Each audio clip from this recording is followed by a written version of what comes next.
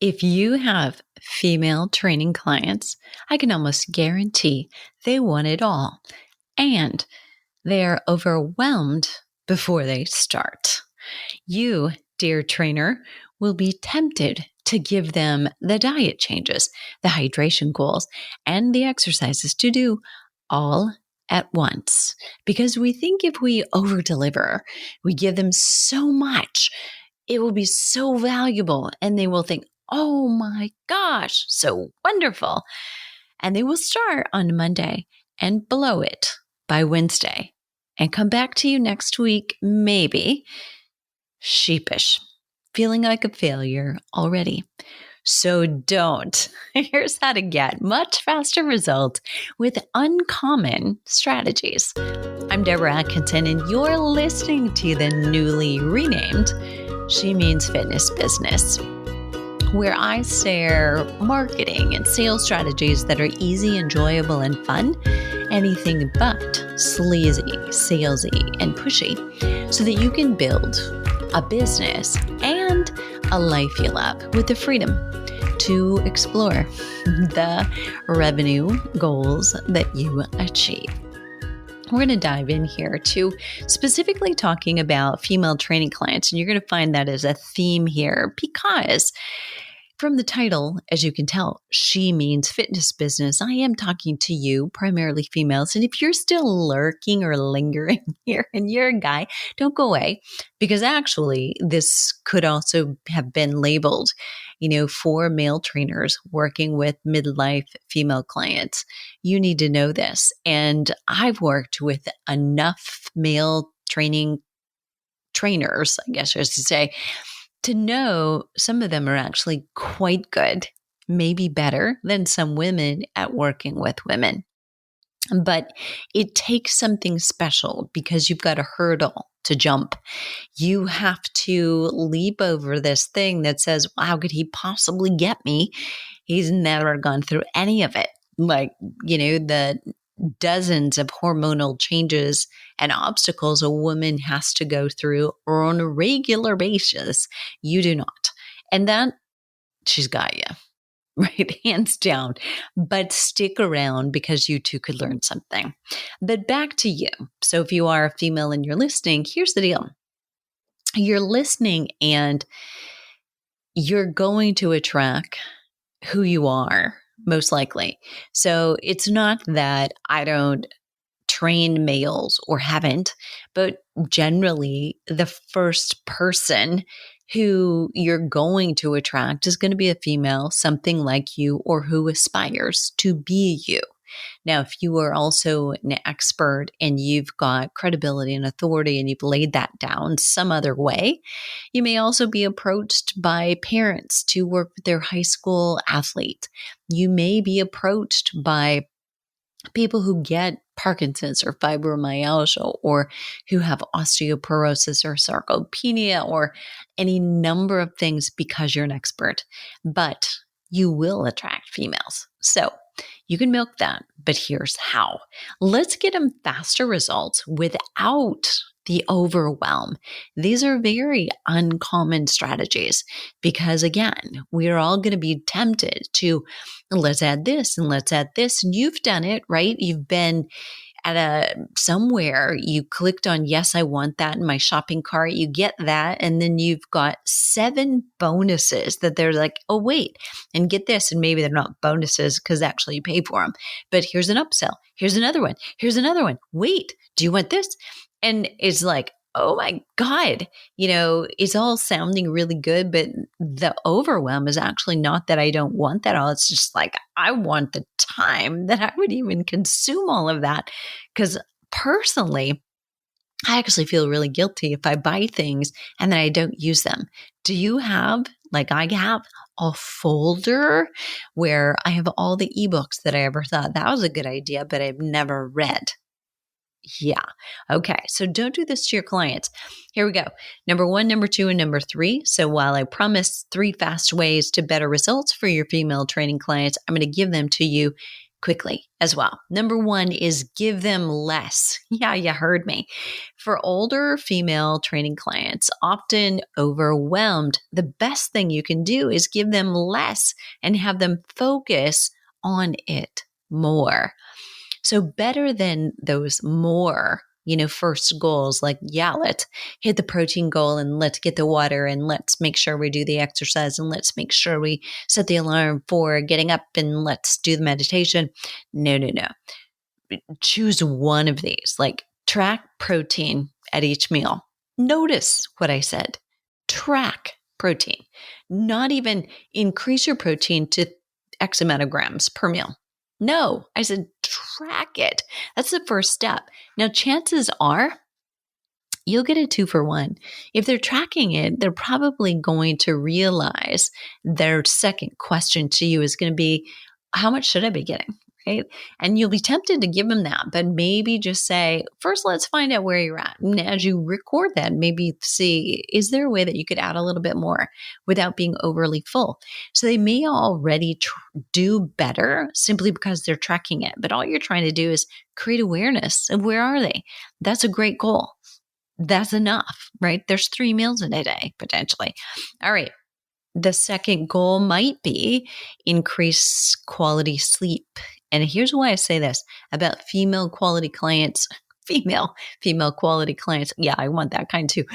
Female training clients most likely have trouble sleeping, or the trouble is self-induced. They're short-sheeting themselves. Yes, pun intended, but they're going to bed a little bit later because it's a self-sabotage that's very tempting. In fact, I've got to admit, I did it last night. I do far better if I go to sleep at about 8:30 or 9. I need actually the sleep, and I'm an early riser. Now that the sun is up early, I don't like to miss it. I don't know why, but I feel like I'm missing out. I love morning. And so if it's, starting to get light at 4:35, I want to be awake. And I didn't go to sleep until about 10 last night. I watched a movie and then I went to sleep. I fall right asleep, but still, that's only about 7 hours of sleep. I do better with 8 to 9. I know that about myself, but there's that some little kid in you that wants to stay up, and it's kind of juicy and relaxed time. And I know, I get it, but you got to work with your client on that. So you want to increase their quality of sleep because, and I'm going to post another podcast coming up. In fact, it's already in the can about sleep, and it's paramount to success.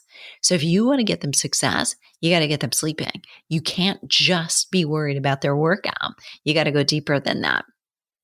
So I'll put a link in the show notes where you can get my best tips for your female clients, the ones that I've used to help over 250,000 women get better results. And it's paid off, friends. So there's that. Another potential goal. So we've talked about just tracking protein, helping them increase their quality of sleep. Another one. And then last is like try adding, say, 5 more minutes to their walking time this week. Meaning, so they've been going maybe for 20-minute walk or a 30-minute walk. See if they can do 35 minutes this week on whatever days of the week they're walking. Maybe they do it every day. Maybe the walks only happen 3 days a week, whatever, but increasing by about 5 minutes. Now it's a low impact workout, and you may need to pick the number of minutes.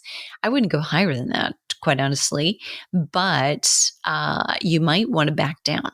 So often with people starting cold from scratch, we would suggest, let's just walk what you're used to, 20 minutes, but let's start increasing that a little bit, and let's increase it by 2 minutes a week.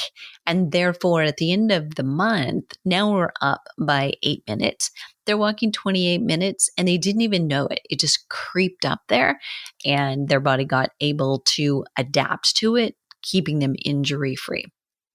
So those kinds of goals, remember, they're better than more, first goals.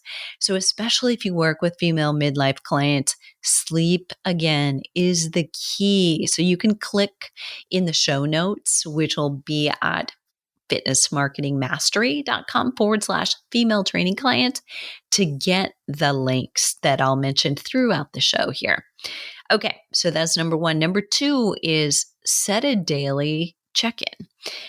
So after you and your client chose that better goal that we established just now, set a daily check-in about it. Have them text you, or if you use a Voxer or a WhatsApp, whatever your choice is to communicate with clients in between, so that they can tell you how it went. Now, this doesn't require a lot of time on your part. I mean, really just a quick, emoji or whatever you call them, Giphy, or thumbs up, or even a voice message, depending on who you're talking to. That's it. But it's the accountability they feel in texting you. Silly as it sounds, it is not at all. It's simply the best way to stay on track and to not feel alone. When you decide to do this, preface it with this elephant in the room.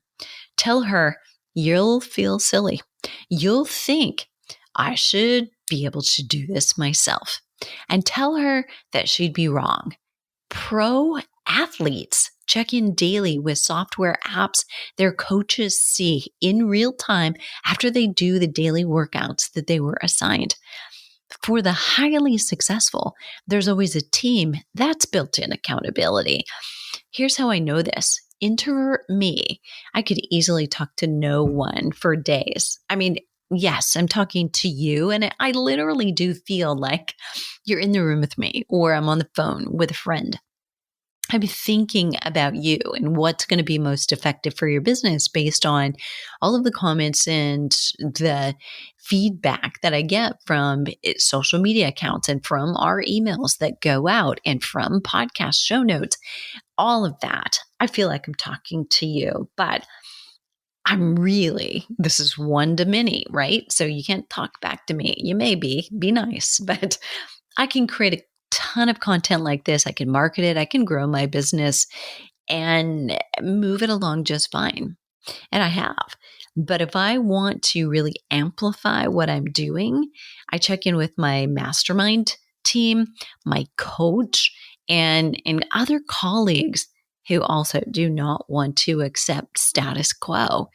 Listen, most people go through the motions, and I'm telling you words that are here for you to use again to tell your clients. People complain about success they don't have from work and effort they didn't do. So to get results, you have to have the accountability to somebody outside yourself. Too many people are like crabs in the bucket. If you start reaching for some bigger goal, the crab in the bucket is like, oh, I don't want to do that. And let's just pull you back down. So you're in here with us, being average with us. Stay here. And that's just like people in your household who don't want to make the changes that you want to make or adapt the lifestyle improvements that you do around diet or exercise. Okay, that's okay. They're not going to give you positive support, but they're not allowed to give you negative support.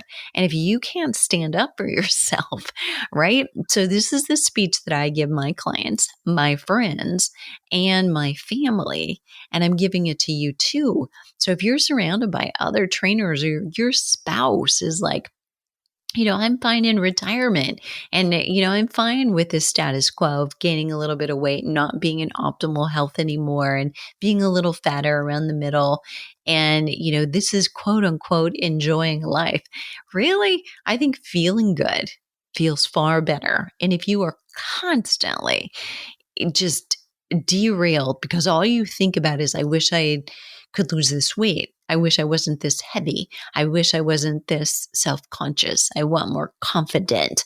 If a woman is thinking that, a little text to check in should not embarrass her, right?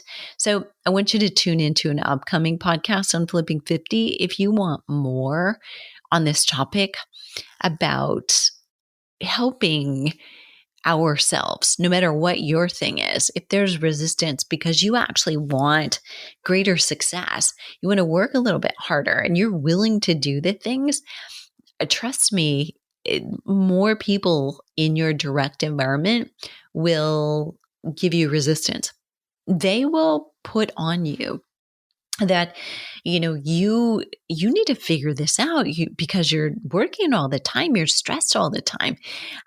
My family tells me things like this, friends tell me things like this, and I'm doing what I love. I have the schedule that I love.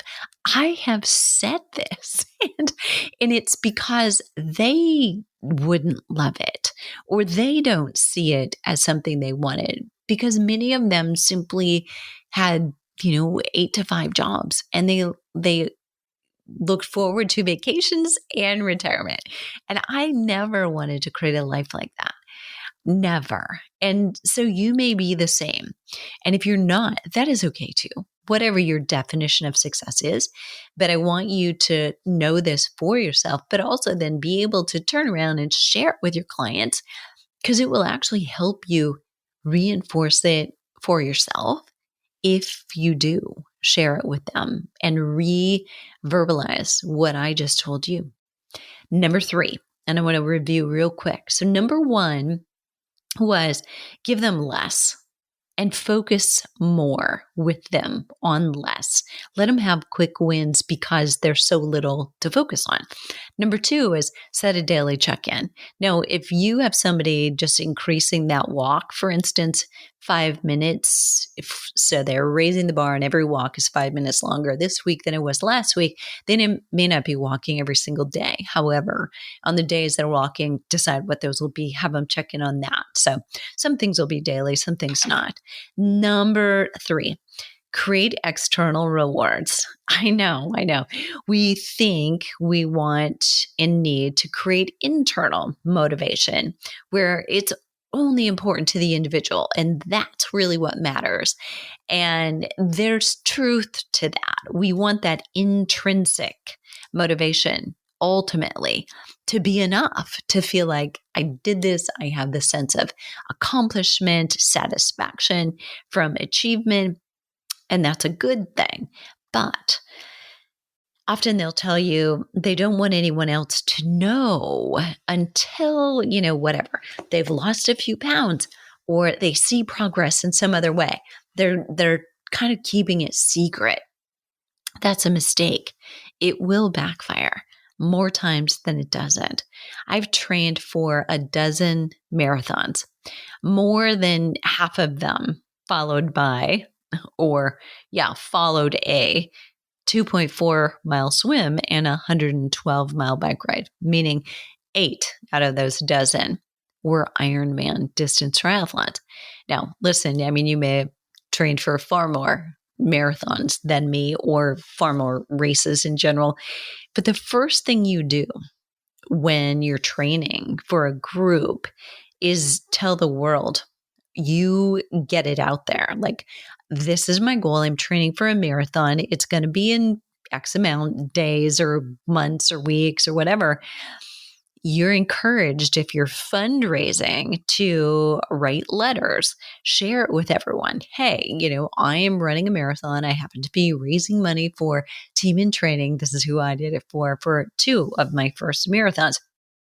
But even if you're not fundraising, it is so beneficial to tell the world this is what I'm doing. First of all, you're not saying, well, I'm going to try to do a marathon. No, you're saying I'm registered to run a marathon. I am training for a marathon. I'm going to run a marathon at blah, blah, blah. Maybe you're walking or it's a half or whatever, but you get the idea. You say out loud what you're doing. And when you're telling others, you don't use the word, I'm going to try this, because that's something you don't do.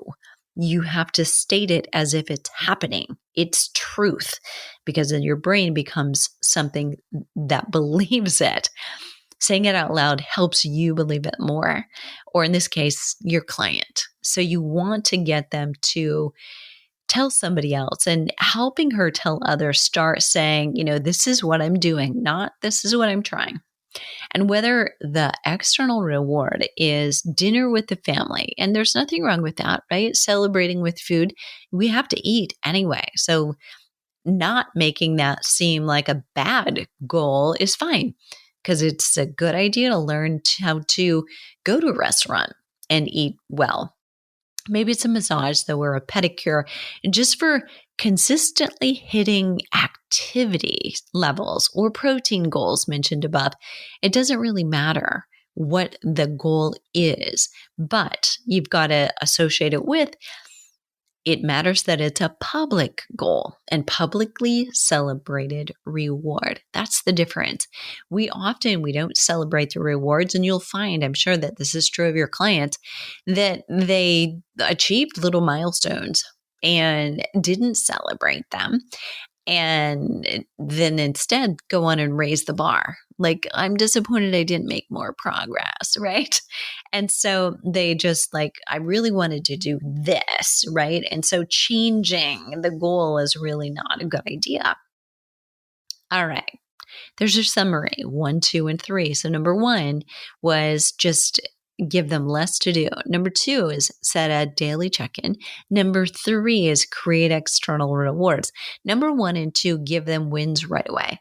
Something that they can do, small things to focus on. Number 2, checking in already is boom, success. Little success hit every single day when they do it. And then those external rewards, a little bit bigger hit of success, acknowledging it and getting used to celebrating the good things, because women are really good at punishing themselves. Your female training clients have a lot on their plates, especially if they're in midlife. Make it easy. Even for the ones that say, I want more. I want hard workouts. I want it to hurt and I want to feel sore. And they're out there. Have you had that? I've had those clients. Strategically hold them accountable to small things. And you don't want to tell them, no, I'm going to hold you back. I want you are going to say, here's what's going to be really hard. Can you do this? And, you've got to challenge them and play that strategic game with them. You will increase your success rates with all kinds of clients by keeping them coming and keeping them injury-free. All right. Below the show notes today, we will put additional resources. I'll put that sleep tips that I've used so that you can sequentially and consistently go through things that will help improve sleep. Listen, a lot of women have said, I feel like I've tried it all, thrown it against the wall. Literally, a client in a consultation said that to me today. And I'm like, well, okay, have you done it in order, sequentially? We took one at a time and then we tweaked it until we exhausted it and said, no, this doesn't work, or yes, it does work. And most women to that question would say no. They've tried it randomly. I would say, well, how did the magnesium do? How was that? Well, it worked when I remembered to take it. That's the answer I get. And they still haven't connected the dots that, okay.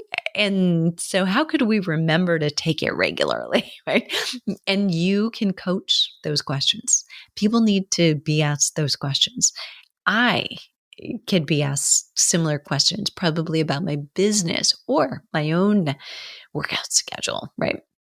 So we're going to put the resources for that, the sleep. If you need and want more midlife clients, you're already getting pretty good results, but it's I need to amplify what I'm doing. I want more clients to get, growth in my business. We'll put a link to that as well. I've got a 5-day challenge that I share best marketing practices. It'll change your marketing game for good, for the better, or for the better, for your good. Other podcasts that you might like will also be here. And then last but not least, I love to hear from you. So leave me a message below the show notes at fitnessmarketingmastery.com/female training clients. And what are you waiting for? The world needs us right now more than ever.